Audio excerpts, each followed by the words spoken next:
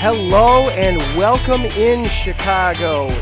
This is Chi-Town Weekly here on IE Sports Radio, your direct feed for all that is sports. We have got a ton going on for you tonight. We are going to be talking all about the Chicago Bears. Sean Hammond is going to be here with us tonight. He is going to be breaking down things for the Bears for us, and from a macro standpoint and also from a micro standpoint.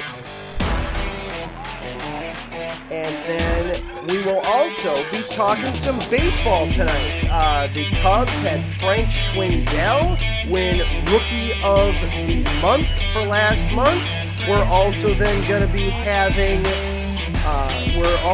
talking about the White Sox and how they've been doing. So all that and more coming right up here on Chi-Town Weekly. Everybody buckle up. Let's have some fun.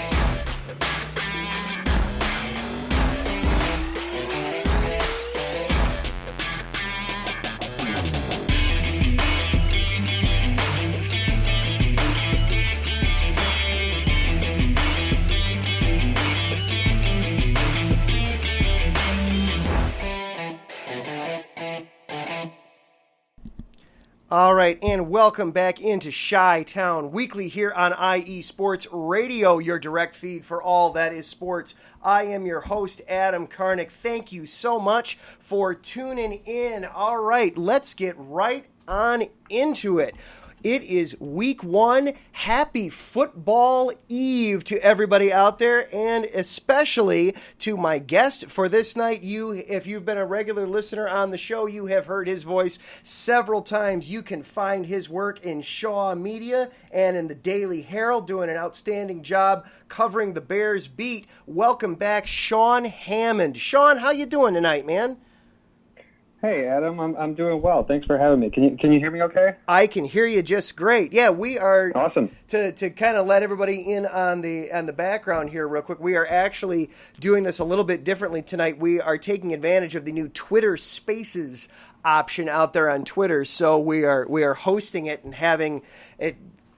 It allows for great listener interaction right out of the gate, and I see we've got about 8 or 9 people already right there on Twitter listening in, as well as on the Spreaker app where everybody can normally listen. So just new ways to listen in on the shows. So yeah, everything seems to be working well right out of the gate. So. All right, so Sean, and for those that want to know how to follow Sean, of course, you can find him on Twitter at Sean_Hammond. All right, so let's start kind of with the macro first off, Sean. Let's talk kind of big picture for the Bears. Camp has broken. We know what the roster is finally looking in. They have started to practice. What are you feeling right now are some of the strengths and weaknesses for this team as a whole in a macro as we get started for this season? Yeah, looking at a big picture, I mean, the strengths are still going to be their top guys on the defensive side, the Khalil Macks of the world, Bilal Nichols, Akeem Hicks, those guys, they're going to be the backbone of this team. I think I have a lot more questions on the offensive side. Obviously, we didn't really, we got to see the starting offense a little bit in snippets in the preseason, but we haven't really gotten to see them a big sample size of what that's going to look like. And with some of the questions on the offensive line, they leave questions, I guess, for lack of a better term. And, Allen Robinson's going to be solid. David Montgomery is going to be solid. It's just a question of, can they get the offensive line play and the quarterback play to let those guys thrive? All right. And I saw you did a piece earlier today that came out earlier today on Robert Quinn, so that's going to lead perfectly into this next. Who are some of the people that you're looking at for this roster that that we're hoping kind of take the next step for this team compared to last year? Yeah, go to shawlocal.com. That's SHAWLOCAL. I have a story up on Robert Quinn, and the big thing with him is just, like many of us, I think he had a rough year during the pandemic. Moves to a new city, can't really interact with his teammates outside of practice, and that was 2020 was a rough year on a lot of people in a lot of different ways, and I think that did affect him. Injuries were part of it. He had some nagging injuries last season, and obviously that's no excuse for not playing well on the field, but I think he's in a little bit better place, and just from the times we've gotten to talk to him, it seems like he's in a better place. Obviously, Bears fans want to see more from him. They need to see more from him. He needs to be a threat opposite Khalil Mack. Otherwise, teams are just going to keep on double teaming Khalil Mack, and nothing's going to change there. Another guy who, the Bears are really excited about right now is Jalen Johnson. He had a good year last year as a rookie up until that injury, and he would tell us that he didn't think last year was that good of a year, and he wants to see more from himself. And I know Ryan Pace was saying that he thought Jalen Johnson had one of the best training camps of anybody on the team. I think they're really looking for him to step it up even another level and really take his game, to that next stratosphere kind of.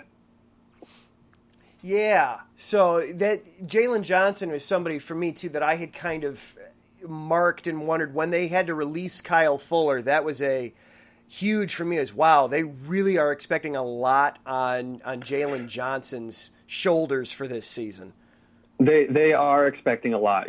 That's putting a lot on him, especially when you have an unproven cornerback opposite in Kindle Vildor.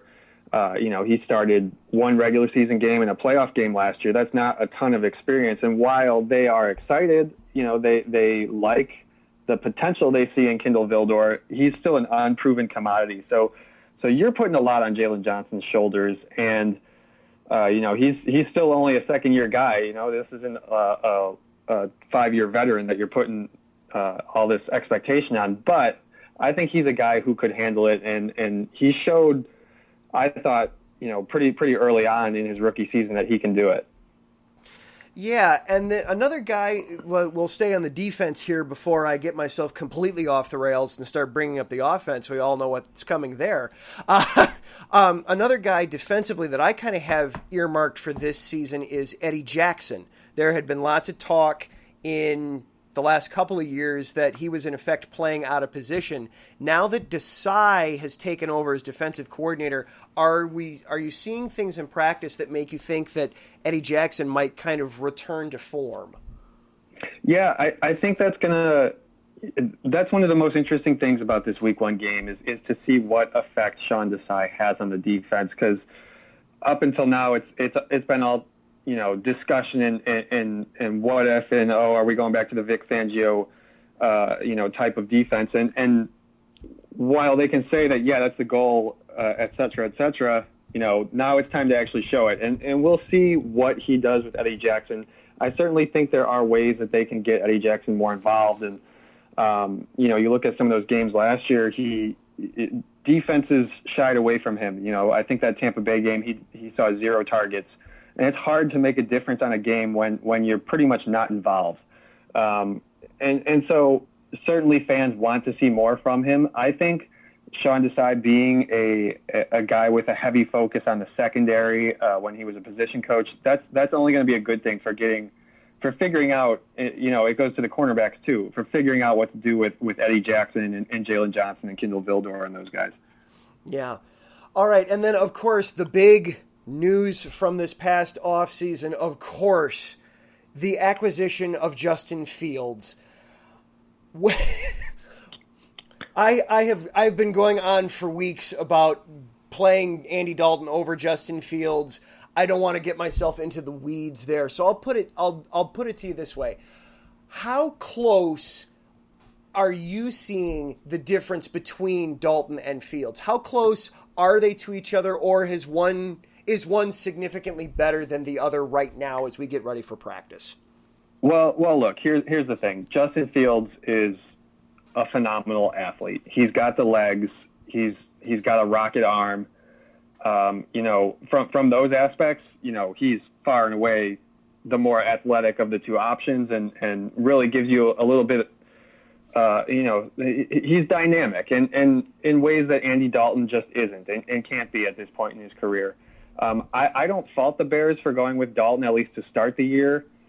You're talking about a rookie quarterback who's still learning all the little things, learning how to use the headset in the helmet, getting the play calls and calling them out in the huddle and looking at the tablets on the sidelines after each possession. And those sound like little things, but that's a big difference between the college game and the pro game. And there's all sorts of little things like that. Now, at some point, I think Justin Fields is going to see the field. It's hard to really know where that is because we don't get a lot from Matt Nagy and Ryan Pace in terms of what they're thinking there. They're asked about it constantly, but it's hard to know their true feelings on the situation. All right. And then, so now let's pull it in a little bit more micro. It is now week 1. We have officially broken camp. They started practice today officially for week 1. Let's start with some of the injury news because there were some surprise names on the injury report from today. Yeah, so Eddie Goldman did not practice today. That was the big one. We did not, Matt Nagy has not given us any injury updates in over a week. I think it's something like 10 days. He basically said he wasn't gonna do that until they were forced to. And so they're listing Eddie Goldman as a knee/ankle injury. We don't know the severity of it. We're going to talk to Matt Nagy tomorrow on Thursday, and I guess we'll see if he says anything more of substance regarding that. But certainly, I think the Bears should be concerned. Anytime a guy doesn't practice, a couple of days before the game, that's a problem. And a couple other injury things to note: Khalil Mack was limited with a groin. Darnell Mooney limited with the back injury. Robert Quinn limited with a back injury. I wouldn't be overly concerned about those. I mean, last year Khalil Mack was on the injury report just about every day and was limited or whatever in some capacity and still wound up playing every single week. I think we might see that again this year. They're just being cautious with these guys, especially guys like Mack and Quinn who are a little bit older and have been through this before, and you don't really want to push it on a Wednesday practice if you don't have to. Sure. And then, of course, heading into the Rams game in particular, you've got such a strong defense there, especially with Aaron Donald up front. Did everybody from this now patchwork offensive line practice? Are there any new concerns for the offensive line? There are no new concerns. I think for the first time, we've had about a week plus here where these 5 guys have been together and gotten to get some work in, talking about Jason Peters, Cody Whitehair, Sam Mustipher, James Daniels, and Jermaine Ifedi from left to right. I mean, injury-wise, there's no issues. I think your only concern is where exactly is Jason Peters at? He's 39 years old. He came in and wasn't seeing a ton of reps a couple of weeks ago when he first started, just because I think they were easing him into the conditioning aspect of it a little bit. So where is he with that? Is he able to go the full game on Sunday? You would think, he's a professional. He's been around the block. He knows what he needs to do for his body. You would think that would be the case, but we'll kind of have to see come Sunday. All right. And then Larry Borum is in line to be the primary backup to Jason Peters. Is that right? Yeah, so they got Larry Borum listed as the backup left tackle. If they want to give Jason Peters a blow here and there, I could see them sliding in Larry Borum. We don't know that. They aren't going to tell us that, but I could see that being a realistic scenario for a series here or there, just to give the 39-year-old Peters a little bit of a rest. At the same time, if Jason Peters is ready to go, he's a guy who knows what he needs to do. I think he will tell them what he needs. Yeah, and then the Rams particularly, this is a little odd of a matchup in that they're not divisional opponents, but this almost has a little bit of a divisional feel to it because this is the fourth year in a row that the Bears and Rams are playing. Now that you've got, and then to add to that, Matthew Stafford is now the quarterback for the Rams. Does that familiarity, especially with Stafford now being at quarterback, does that help or hurt the Bears, in your opinion? I think particularly for week one, it's a challenge because we were talking today with Sean Desai about this, today being Wednesday. We talked this afternoon, and he was saying, he was asked, okay, do you study the Lions tape to see Matthew Stafford? Do you study the Rams tape to know what the Rams defense did last year? And it's all of that. They're studying both those tapes, and on the flip side, they're studying Raheem Morris for the Rams defense, who's coming in as their defensive coordinator. Being week one, you kind of don't know what you're going to get when you mesh all these guys together. I will say that I'm very intrigued to see what Matthew Stafford can do with this Rams offense because, he's a guy who you would think could elevate that offense a little bit more than Goff maybe did last year. And I like what Sean McVay has done with his pieces in the past. He made it work the best he could with Goff. Now you throw a really good quarterback in Matthew Stafford in there, and I'm really curious to see what this offense can do. And then let's back it up just a little bit here. We're here with just a couple more minutes with Sean Hammond of Shaw Media, Bears beat reporter, talking Bears and Rams week one, and also just talking Bears in general. So let's back up just a little bit more macro here. How short of a leash will Andy Dalton have? Has Nagy given you any indication? I've heard, I've seen a lot of people write, it could be a short leash. Look at how quickly Trubisky got pulled last season. But Trubisky had also had 2 years in the system already. Do we have any indication of how long of a leash Dalton will have to start? We don't have a clear indication. I suspect that he's going to have a longer leash than Mitch Trubisky did last year for those reasons. I mean, Trubisky was a young quarterback who they had seen plenty from him the years prior. Whereas I certainly wouldn't expect Justin, unless things go terribly wrong, I don't expect Justin Fields to play in week one, barring an injury or something. I just don't think that they want to throw him in there against this Rams defense, on Sunday Night Football.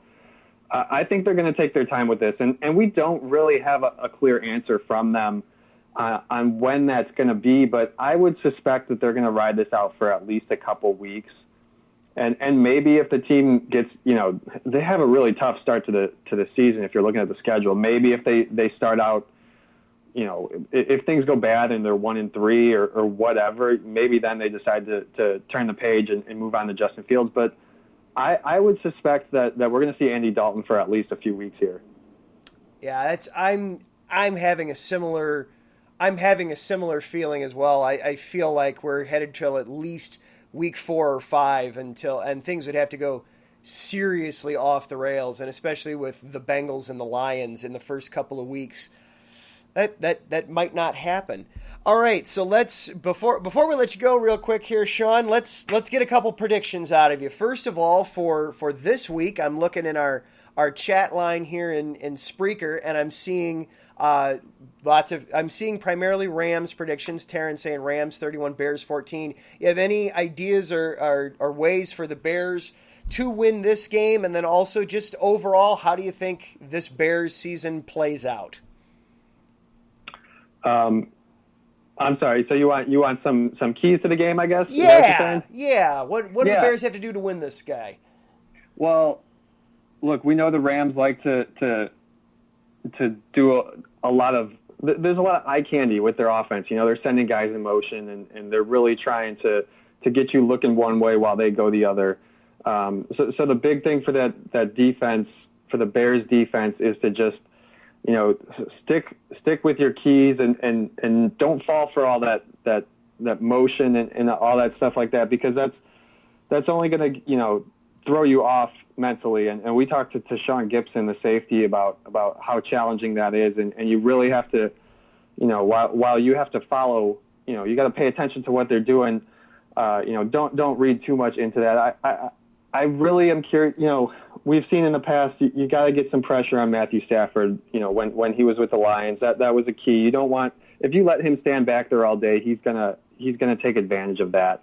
And then from the offensive side for the Bears, like I said earlier, I have some questions with the offensive line, but I think they're really solid inside with Cody Whitehair and Sam Mustipher and James Daniels. I think if the Bears can get the run game going like they had it at the end of last season with David Montgomery, there's no reason why they couldn't use that to eat up some clock and to keep the ball moving and then open things up in that passing game. It's certainly within the realm of possibility that they could be in this game. I'm not necessarily predicting them to win it, but I think that if they can do those things, they're going to give themselves a chance. All right. Well, we will see how things pan out for this season. Sean, thank you so much for hopping on the show tonight. I really appreciate it. Real quick, but before you go, I wanted to give you a little bit of congrats. I saw your Fighting Illini are undefeated in the Big Ten. I guess we can say congrats. The loss last week to UTSA really was a bit of a bummer, but yeah, they're 1-0 in Big Ten play, so they got that going for them. Exactly. All right, you can catch Sean again at Sean_Hammond and check him. Shaw Media. He does an outstanding job covering the Bears each and every week. All right, thank you, Sean. Thanks again, Adam, for having me. All right, we will talk again soon. All right, we are going to take a quick break. I see we've got some people in on the Twitter space, and we've got somebody who's wanting to throw in their 2 cents. I think we might be able to do that real quick. We are going to take a quick break, but then we will be right back. So, Chewy, I see you there in the Twitter space. Hang on there for just a couple of minutes. This is Chi-Town Weekly here on IE Sports Radio, your direct feed for all that is sports. Right back after this.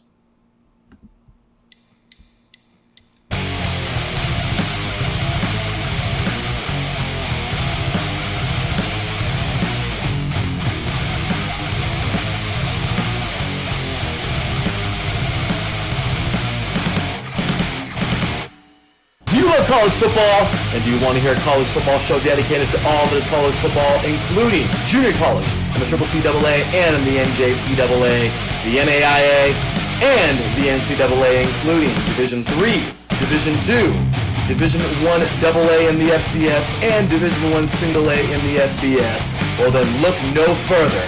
Join myself, Larry B., and my colleagues, Mr. H-Town Blake Henley, and Mr. Christian Espinoza, each week during the college football season for the latest in college football on 3 and Out College Edition, right here on IE Sports Radio, your direct feed for all that is sports.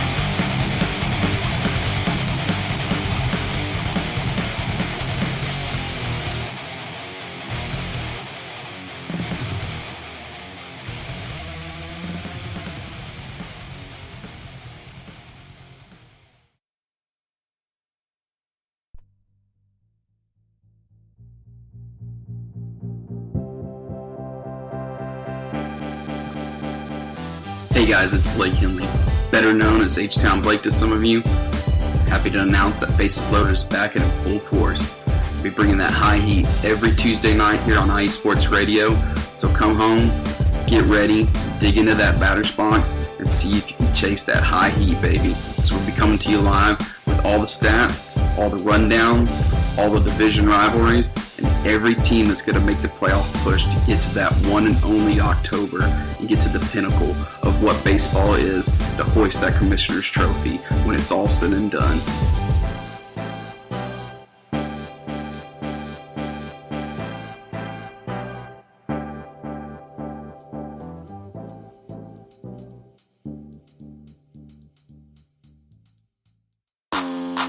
Ladies and gentlemen, hear me and hear me good. If you like sports, then you like the Wait a Minute Show. If you like comedy, then you like the Wait a Minute Show. If you like a different opinion coming from a different angle, then you like the Wait a Minute Show. So join me Saturday, 8 p.m. Eastern Standard Time with your host, Jelani J.B. Bodie. And of course, my man Lopan on the waitaminuteshow.com. Ain't that right, Lopan?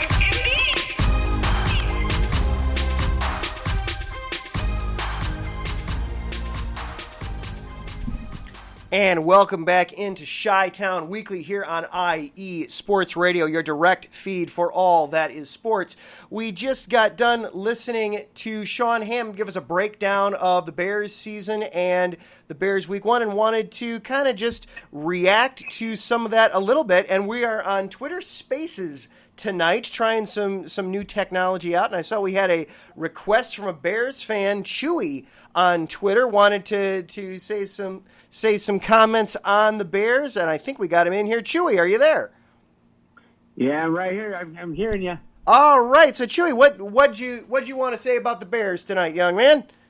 I would just, kind of wanted to question and also share about some things that I was been thinking about this whole week. It's been an intense week this week, but I was thinking, you don't think Matt Nagy has something up his sleeve, maybe like a Justin Fields package, where Justin Fields comes out, and especially in the red zone, how he can use his feet, he can use that mobility where catches the Rams off guard a little bit. I mean, it's a weapon in the toolbox, and so I just don't think that Matt Nagy's not thinking that. It's like why wouldn't you think that? Why wouldn't you try to utilize him maybe in a couple plays here and there and just catch the Rams off guard a little bit? What do you think about that, Adam? Yeah, I've seen a few people throw that out there, Chewy, and yeah, you're not the first person I've seen suggest that, and there's a lot of merit to that. There's a couple things that I think that you want to pay attention to for that specifically. You want to pay attention to the practice reps this week. Take note that Andy Dalton is taking all of the reps with the starters. Justin Fields is just running the practice squad.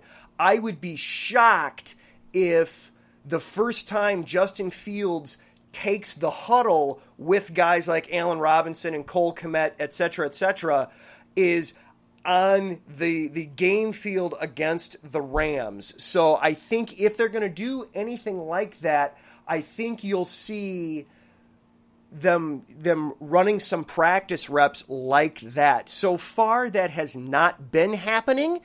Certainly, it would make a lot of sense. And actually, Sean McVay of the Rams has even come out and said that they are practicing and prepping as though Fields might get out there. McVay said it would be foolish to not prepare for that since Fields is such a different guy out there. But I think if they're going to do anything like that, they'd have to run some reps in practice before they'd do that. Certainly, I'd love to see that happen. I'd love to see him just play Justin Fields. I've been talking about that for the last few weeks, that I would just love to see them just play Fields and not even go with Dalton, but that's neither here nor there at this point. I do, when that word came down too from when we were reading reports that McVay has said that, yeah, we're prepping for Justin Fields to go out there, the first thought that came to my mind was, my gosh, they are so unconcerned about facing Andy Dalton that they're going ahead and spending their very limited practice reps on facing the backup quarterback. They feel they've got Andy Dalton so in the book that they feel their practice time can be better spent practicing against the possibility of Justin Fields playing rather than the certainty of Andy Dalton playing. But that is what it is. I've talked about that ad nauseum. Unfortunately, that the Bears are making the move that they feel they're going to. Before we get any further, I do want to. I skipped my usual beginning to the show because I knew we wanted to get to Sean and get lots of things in there. There are so many different ways to interact with the show. Of course, we're doing the Twitter Spaces, trying that out tonight. So I see we've got a few different people. People have been bouncing in and out of there, which is fantastic and great. I'm glad people are taking advantage of that and seeing what that is. I'm learning kind of what it is too, just to figure this all out. So thank you to Chewy, and I see a few other people in there, some IE people and some not IE people. So just thank you guys for hanging out and doing that with us tonight. You can also follow the show at IESRC on Twitter, or follow my personal Twitter at Adam_Karnick. IE Sports Radio, we are on all the major social platforms. We are Facebook, Twitter, Instagram, all at IE Sports Radio. So wanted to get some of those things in there as well. This game, and getting into the chat from over in the Spreaker, some predictions coming in. Taryn predicting Rams 31, Bears 14. Mike Pat going with Rams 32, Bears 15. I agree heading into this one that I think this is going to be a very tricky one for the Bears to win. There were some things going on in the game last year where Dick Foles had some plays. Darnell Mooney made some moves on Jalen Ramsey to get open a couple times. We'll see what could happen. But for the most part, that game last year was so decidedly in the favor of the Rams. I don't know that the Bears have done enough offensively to really feel confident about picking the Bears to win. I have seen that the Rams are getting a touchdown and a half on the books, favored by 7.5 points on the books. Now, obviously, that's going to move between now and Sunday, as it always does. Caveat, I know what the lines are. I am not the person to come to for gambling advice. I'm happy to have that conversation, but always with the caveat that you do with your money what you're going to do. I am not the person necessarily to go to for advice on sports gambling, but I do know that the line is about, last I saw it was about 7.5 in favor of the Rams. I didn't see what the over-under for the game was going to be. I would imagine it would probably be relatively low, just the thinking and feeling that the Bears might not necessarily be able to put up a ton of points. I am worried and concerned about the offensive line, and then also Danny Trevathan is on IR. Now, Alec Ogletree is expected to come into his spot and start this week. Ogletree had some nice plays in practice and in the preseason, having some success out there and made some nice splash plays. Be interesting to see how much of a drop-off you get between Trevathan and Ogletree there. And then, of course, everything else for the defense is the same as it's been, as we've been talking about all throughout camp. Just the questions of, is somebody going to step up outside of Khalil Mack to produce the pass rush? Is it going to be Robert Quinn? Is it going to be Gibson, the second-year man? Who is going to pop up in the secondary? We've seen Kendall Vildor is going to be the other starter. How is Jalen Johnson going to do in his second year? Is Eddie Jackson going to return to form? All those kinds of questions still coming and going there with everybody there. And then offensively, man, Aaron Donald, he scares me. He's amazing to watch. He's an amazing defender to watch. But when you're playing him, oh my goodness sake, is it scary to see what's happening there in that. I fear for Andy Dalton and his lack of mobility. I hope that the Bears have a plan to just get the ball out quickly and not get Dalton killed to start the season, and suddenly you're having to put Fields out there in a situation which is apparently, according to Coach Nagy, less than ideal, of having him come in kind of in that relief role. Taryn commenting in the chat room in Spreaker that Stafford's going to have fun with this game.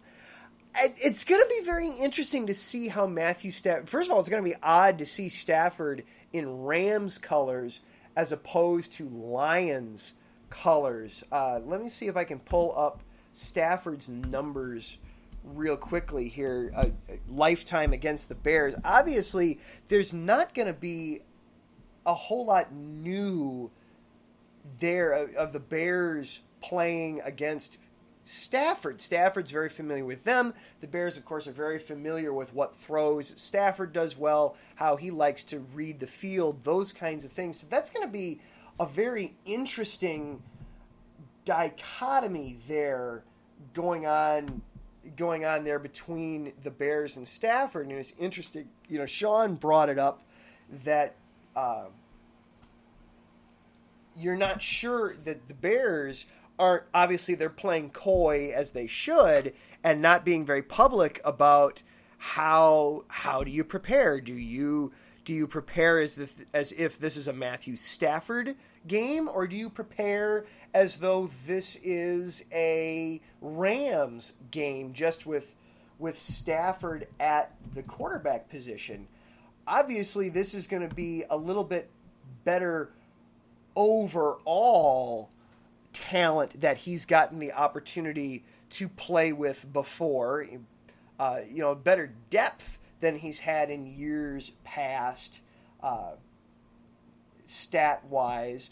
But let's not forget that for years he got to play with Calvin Johnson, being one of his wide receivers. So it's not like he has not had talented receivers or receiver to play with and throw the ball to. I mean, for all those years, it was just, Calvin Johnson's triple covered. Well, it doesn't matter. Calvin Johnson's open. That's who I'm throwing the ball to. And by golly, he would go up and get it. He'd go up and make the play for you. So I can't say that this is necessarily the best player that he's gotten a chance to play with. It's probably the best depth he's gotten the opportunity to play with, though, throughout his time in the NFL. And that will it'll make things very, very interesting to watch come Sunday night. I'm looking forward to it. I can't predict right now a Bears victory going into the game. I think if you listened last week, I have the Rams actually being my favorite to come out of the NFC as we get into this season. So this is certainly going to be a difficult test for the Bears coming straight out of the gate week one, especially with playing the guy that I feel is their inferior quarterback of the top two choices. Certainly the less mobile guy going up against that defensive line. I fear that's going to cause some problems. So I can't predict a Bears victory as we get into this one, but it's certainly going to be interesting to see what comes out of this game Sunday night. If nothing else, it's just going to be great to have football back. The longest off season is finally over, and we can all sit back and enjoy some football. All right, we are going to take one more break, and then on the other side, we are going to talk some baseball. We're going to talk both sides of town. The White Sox are just starting out in Oakland, starting a game against the A's. We're going to talk about them a little bit and how they just cannot avoid injury to save their life. And then on the north side, the Cubs are suddenly winning. Have they found somebody worth keeping? I don't know. Let's discuss all that and more. This is Chi-Town Weekly here on IE Sports Radio, your direct feed for all that is sports. Back in a few.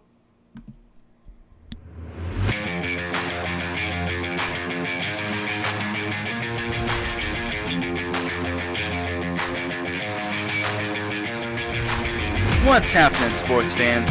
Are you a fan of Southern California sports? Are you looking for a show hotter than a hot summer day in California?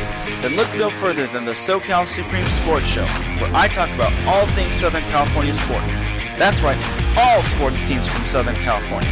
From the hard-hitting tackles of the NFL, to the killer crossovers and big three-pointers of the NBA and WNBA, to the grand slams of the MLB, to the bone-chilling goals of the NHL, and to the booming kicks of the MLS, the SoCal Supreme Sports Show has it all for you. Oh, and let us not forget about the college sports as well.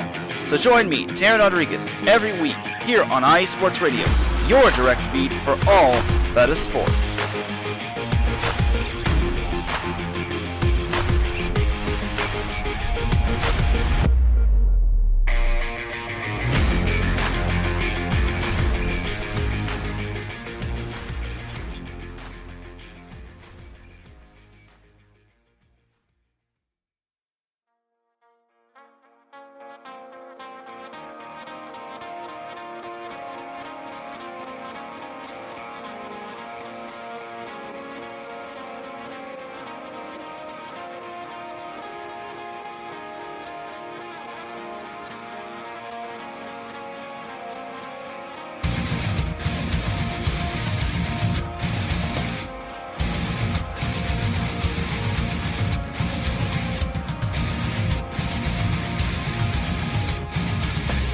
Hey sports fans, do you like wine?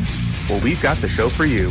This is Let's Wine About Sports, a show where we talk about wine and sports simultaneously. From the classic Cabernet Sauvignon all the way down to the grapes that you've never even heard of before. Oh yeah, we cover it all. And we'll talk about a little bit of sports as well. Football, hockey, collegiate, women's sports, it doesn't matter. We're going to talk about it all, and we're going to whine about it all. So join me Monday at 8 p.m. on IU Sports Radio, your direct feed for all that is sports.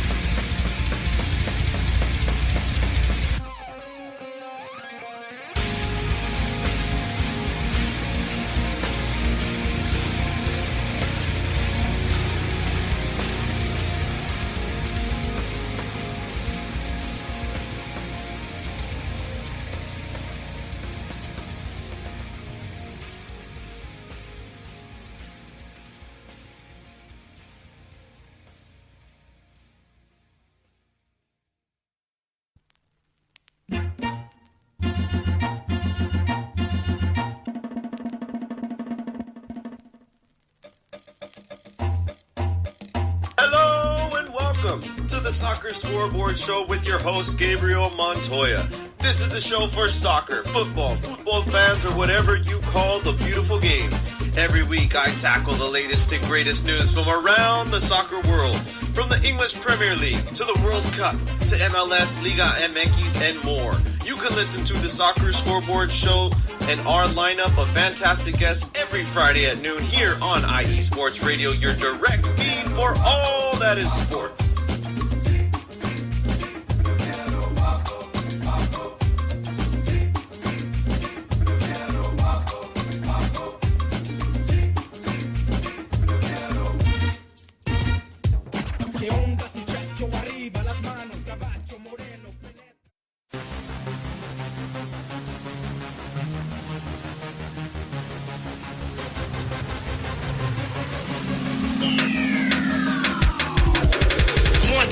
Everybody, this is Taryn Rodriguez.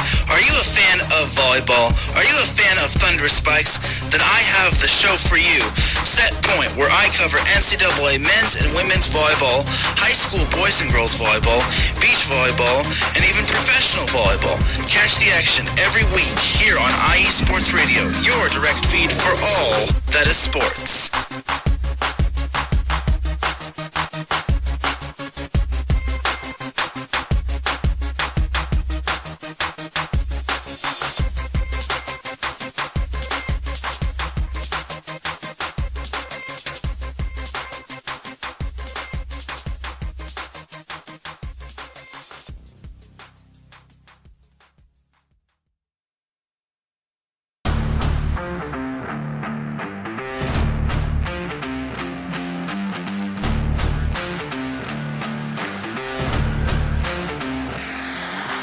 What's good, fight fans? It's your boy, Marcus Los Great, here to give you what you want, here to give you what you need.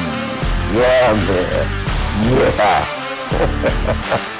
I'm coming to you live, straight from your mama's basement with a crispy, awesome white tea.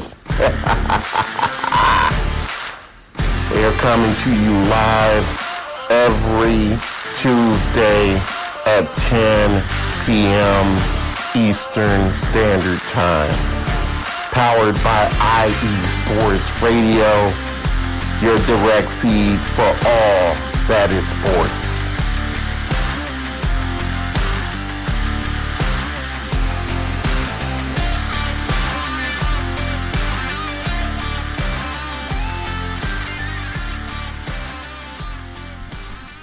And welcome back to Chi-Town Weekly here on IE Sports Radio. One more segment to go, and then we are going to wrap it up. But before we go any further, we do need to give one more shout-out to our sponsors this week. Of course, starting off the Southern California Warriors semi-pro football team. They were off last week on a bye. However, this week the Warriors get set to host the Inland Empire Kings on Saturday. The world of semi-pro sports is unlike any other sports organizations. Players pay to play in hopes of so many different outcomes, whether it's playing to get filmed to try out for professional teams, big-time colleges, or just playing to stay in shape. No matter what, all semi-pro players have one thing in common, and that's playing for the love of the game. The SoCal Warriors have been on a quest to earn titles and give players second chances since 2017. Whether you're in Southern California or anywhere in the world, give semi-pro sports a chance if you love your sport. You may get that second chance you have been waiting for as an athlete. Find them on Twitter at SoCal Warriors, Instagram at Southern California_Warriors, or Facebook Southern California Warriors. And then also Background Check International Business. Are you looking to background check a new hire on?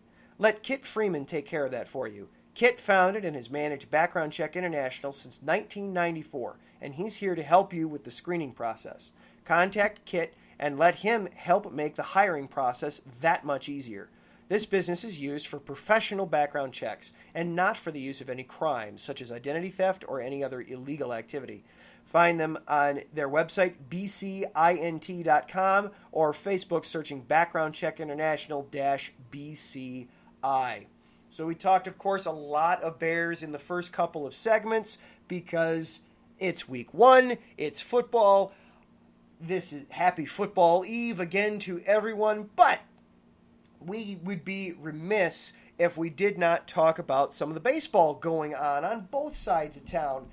And we will start with the south side, where the White Sox, they are currently out playing in Oakland. It is the top of the fourth inning out in Oakland. The A's are up 1-0. So Dallas Keuchel on the mound. He gave up a home run in the second inning, but other than that, he's been having a respectable start. That has been a huge rarity for him as of late.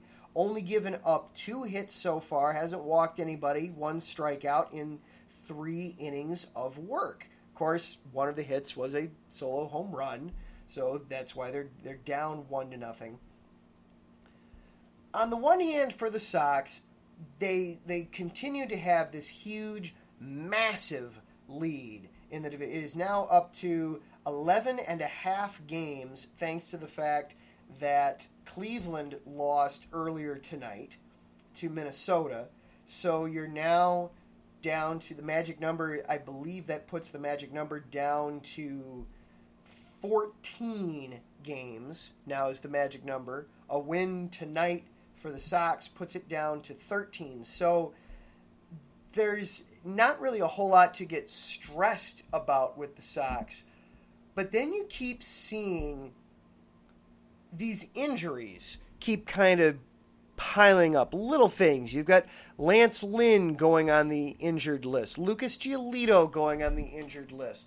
Eloy Jimenez getting hit by a foul ball last night, taking a line drive foul ball off the knee last night, and he had to get removed from the game. And you just kind of none of these things individually by themselves is a reason for concern or a reason to be anxious, but eventually you figure that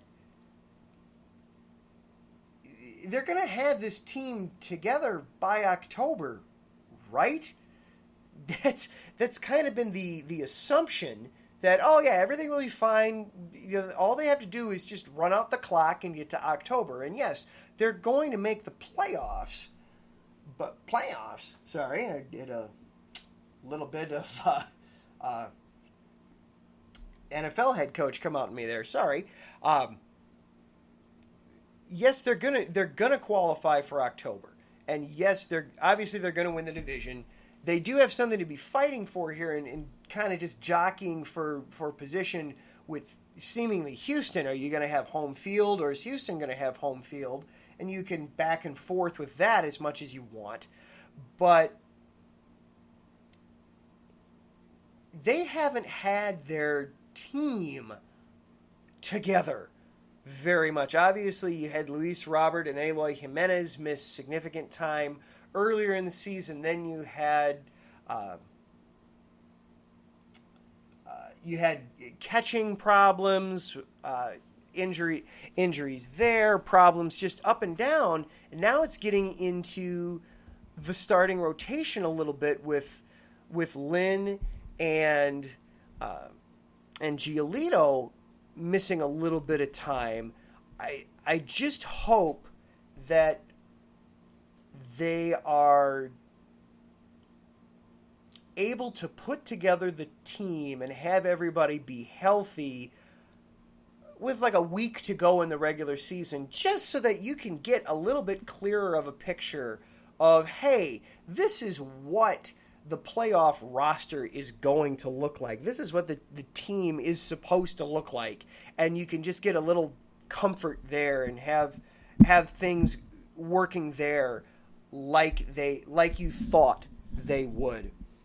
Then over on the north side, what the hell is going on with the Cubs? How did they have the longest active winning streak in baseball there until they had a loss last night to Cincinnati? And then they turn around, they won tonight against the Reds, 4-1. What is going on up there at Wrigley Field? Going through tonight's game real quick, Jason Hayward in extra innings, Jason Hayward, of all people, hit a walk-off 3-run homer in the 10th inning. Cubs beat the Reds 4-1. These games mean something to Cincinnati. How are the Cubs winning? How is it the Cubs have taken 2 out of 3 from Cincinnati in a series where Cincinnati is fighting for playoff spot, and the Cubs, meanwhile, are just running out the string at this point? A good chat from Taryn in the chat line here on Spreaker. The Cubs are destroying their draft stock. They really are. They all of a sudden the whole tanking thing, they forgot how that's supposed to work, apparently. But the other guy, of course, the big story for the past few weeks has, of course, been Frank Schwindel, 29-year-old rookie first baseman. was recently named the National League Player of the Month for the month of August. Listen to this slash line. 344, 394, 635. That is an OPS, an on-base plus slugging, of 1029. Again, average this season has been, for MLB, has been right around the 750 to 800 mark. That is absurd. You get into some of the more advanced numbers there. He had a weighted runs created plus score. Remember, that's the score where 100 is average. So anything above 100 is above average. Anything below 100 is below average. A weighted runs created plus of 172. That's Herculean. That is just insane. And then a weighted on-base plus of 430. He was destroying left-handed pitching throughout the month.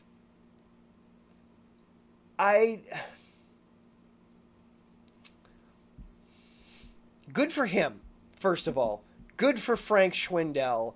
It's excellent. You always love it. I mean, we've had it this season already with Patrick Wisdom, another 29-year-old rookie coming up and absolutely mashing the ball and being somebody to talk about and somebody to cheer on and root for and have a feel-good story. And certainly Schwindel is a feel-good story.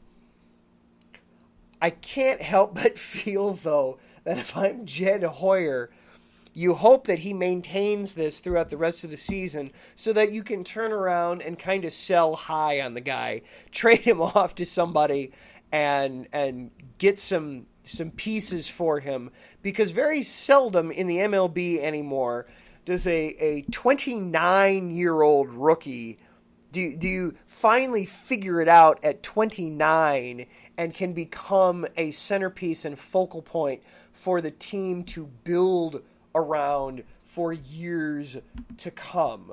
But still, if nothing else, congratulations to Schwindel. It's a fantastic story. It's a ton of fun. It's making baseball, while not great on the north side, it's certainly making it more tolerable to run out the string. All right, that does it for our show tonight. My goodness, what a night we had. First of all, I want to thank you to Sean Hammond for being a guest tonight. It had been a long time since we had a guest on the show. It's nice to have another voice appearing on the show. So thank you again to Sean. Thank you to our sponsors, the Southern California Warriors and Background Checks International, for continuing to support IE Sports Radio. Thank you to Larry for all the hard work he does for keeping this show and the station going week in and week out. Thank you to everybody in the Spreaker chat, Taryn and Mike and Amanda for hopping in and keeping me company here tonight in the chat room, and also to Brandon as well. Thank you to everybody that checked out the show on the Twitter Spaces that I ran tonight. We had a few different people checking out the show there. Thank you to those of you who are doing that. Again, if you want to follow along the show at IESRC, or if you want to follow along with me personally on Twitter, you can find me at Adam_Harnick. Coming up next here on IE Sports Radio, we have got Gloves Off with Marcus Los Great. He is going to be talking all things boxing and other combat sports for you tonight, so certainly stick around to check him out. Next week, of course, we will be breaking down the Rams game from the Bears and looking ahead to the home opener against the Bengals. Until then, this is Adam Harnick for IE Sports. Everybody be safe, be good. We will talk to you next week. Ta-ta.